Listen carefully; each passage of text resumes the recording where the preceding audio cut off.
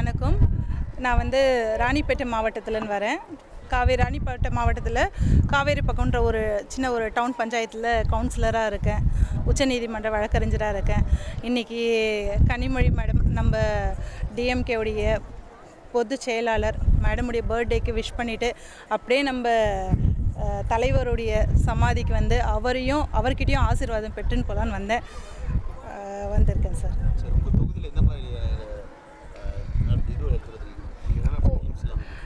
நான் கவுன்சிலராக என்ன பண்ணியிருக்கீங்கன்னு கேட்குறீங்களா? 10 வருஷமாக வந்து ரொம்ப மோசமாக இருந்தது ரோட்ஸ் எல்லாமே. என்னுடைய வார்டில் பார்த்தீங்கன்னா அந்தளவுக்கு ரொம்ப அழகாக ஹைவே ரோடு மாதிரி எல்லா ரோட்ஸுமே ரொம்ப சூப்பராக பண்ணியாச்சு.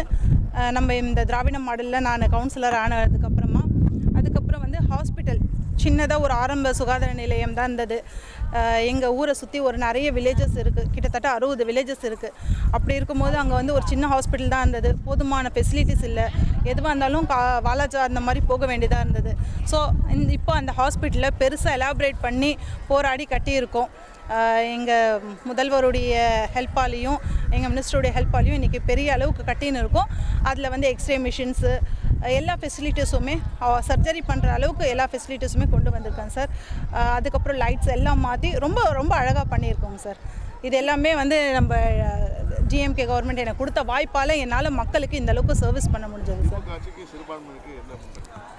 சார் இப்போ அவங்க எங்களுக்கு ஒரு வாய்ப்பு கொடுத்ததால தானே சார் என்னால் வந்து இந்த அளவுக்கு பர்ஃபார்ம் பண்ண முடிஞ்சது. மக்கள் சேவை இந்த அளவுக்கு நான் பண்ணுறேன்னா அது அவங்க எங்களுக்கு கொடுத்த வாய்ப்பு தானே சார். இன்னொன்று என்ன அப்படின்னு பார்த்தீங்கன்னா, எங்கள் சிறுபான்மையில் உங்களுக்கு தெரியாத ஒன்றும் இல்லை, வெளியில் விட மாட்டாங்க. ஆனால் இன்றைக்கி நாங்கள் இந்த அளவுக்கு சுதந்திரமாக வெளியில் வந்து எங்கள் சமூகத்துக்கு மட்டும் இல்லாமல் நிறைய பீப்புளுக்கு நாங்கள் சர்வீஸ் பண்ணுறோன்னா அது வந்து நம்ம டிஎம்கே கவர்மெண்ட் எங்களுக்கு கொடுத்த ஒரு அங்கீகாரமாக தான் நாங்கள் நினைக்கிறோம். ரொம்ப சிறப்பாக இருக்குது சார். ஏன்னா நாங்கள் அந்தளவுக்கு வந்து டிஎம்கே கவர்மெண்ட் பண்ணியிருக்காங்க. ஸோ ஒரு சின்ன விஷயம் சொல்லணும் அப்படின்னு பார்த்தீங்கன்னா, எக்ஸாம்பிளுக்கு சொல்கிறேன். எங்கள் அம்மா வந்து முதியோர் பணம் வாங்குறாங்கன்னு வச்சுக்கோங்களேன். முதியோருக்கு பணம் 1000 ருபீஸ் வாங்குறாங்க. இப்போ நான் வந்து உரிமை தொகை வாங்குகிறேன். என்னுடைய மகள் வந்து கல்லூரிக்கு இல்லை 1000 ரூபா வாங்குகிறாங்க. என்னுடைய மகன் 1000 ரூபா வாங்குகிறாங்க தமிழ் புதல்வன் திட்டத்தில். இப்போ என்னுடைய மகள் வந்து ஹையர் ஸ்டடீஸ் பண்ணணும்னு வச்சுக்கோங்களேன், நாள் முதலில் வாங்கலாம். என்னுடைய சின்ன குழந்தை கவர்மெண்ட் ஸ்கூலில் காலை உணவு திட்டத்தில் சாப்பிட்றாங்க. அப்போது ஒட்டுமொத்த குடும்பமே வந்து இந்த மகளிரில் வந்து பெனிஃபிட் அடைகிறாங்க. அது மட்டும் இல்லாமல் இப்போ என்னோடய சிஸ்டர் இருக்காங்கன்னு வச்சுக்கோங்களேன், அவங்க வந்து பிஸ்னஸ் பண்ணுறாங்கன்னா அதுக்கு ஒரு மானியத்தோட லோன் கொடுக்குறாங்க. அப்படி இருக்கும்போது மகளிர் மட்டும் இல்லை, எல்லாருடைய சப்போர்ட்டுமே ஒட்டுமொத்த குடும்பமே பெனிஃபிட் ஆகிறதில்ல, ஒட்டுமொத்த சப்போர்ட்டுமே டிஎம்கேக்கு இருக்குது சார்.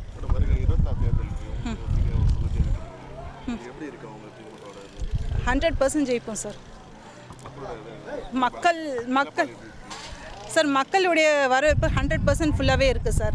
நான் தான் இப்போ கொஞ்ச நேரத்துக்கு முன்னாடி சொன்னேன் இல்லையா, ஒரு ஒட்டுமொத்த குடும்பமே ஒரு மாதத்துக்கு கிட்டத்தட்ட ஒரு 5000 இல்லை 6000 வரைக்கும் பெனிஃபிட் அடையுதுன்னா அது வந்து நம்ம டிஎம்கே கவர்மெண்ட்டால். மற்றபடி எல்லாருக்குமே தெரியும் எக்ஸஸாக எவ்வளவோ செஞ்சுருக்காரு அவர். அது இன்றைக்கே பட்டியலிட்டுன்னு போகலாம். அந்தளவுக்கு வந்து எவ்வளோ பெனிஃபிட்ஸ் பண்ணியிருக்காரு. அந்த மகள் ஃப்ரீ பஸ்லேருந்து ஃப்ரீ ஆட்டோவுக்கு கூட மானியம் கொடுத்து எவ்வளவோ பண்ணுறாரு. அப்படி இருக்கும்போது நான் ஒரு சின்ன வில்லேஜில் தான் சார் கவுன்சிலராக இருக்கேன். என்ன தான் உச்சநீதிமன்ற வழக்கறிஞராக இருந்தாலும் காவேரி பக்கம்ன்ற ஒரு சின்ன டவுன் பஞ்சாயத்தில் தான் இருக்கும். இந்த டவுன் பஞ்சாயத்தில் இந்த அளவுக்கு வந்து ஃபெசிலிட்டிஸ் எல்லாம் பண்ணி கொடுத்துருக்காங்கன்னும் போது 100% வந்து டிஎம்கே கவர்மெண்ட் வரதுக்கு 100% வாய்ப்புகள் இருக்குது சார். எந்த பாதிப்பும் வராது சார். ஆமாங்க சார். நீங்கள் தப்பாக நினச்சிக்கலன்னா ஒரு விஷயம் சொல்லட்டா, விஜய் வராருன்னு சொன்னால் முதல் ஆளாக நான் தான் போய் நிற்பேன். நானும் தான் போய் நிற்பேன் விஜய் வராரு அப்படின்னா. ஏன்னா விஜய் சார்னா எல்லாருக்குமே பிடிக்கும். நம்ம முதல்வரே வந்து ஒரு பேட்டியில் சொல்லியிருக்காரு. என்ன சொல்லியிருக்காரு? நானே விஜய்யுடைய ரசிகர் அப்படின்னு சொல்லிட்டு. ஸோ கண்டிப்பாக அதுக்கும் இதுக்கும் எந்த பாதிப்பும் வராது. இப்போது இந்த 4 வருஷத்துலேயே மக்களுக்கு இவ்வளோ பண்ணியிருக்காங்கன்னா நம்ம டிஎம்கே கவர்மெண்ட் இன்னும் வந்தாங்கன்னு வச்சுக்கோங்களேன், மக்கள் வேறு லெவலில் இருப்பாங்க. நம்ம நாடும் செழிப்பாக இருக்கும் சார். Thank you sir.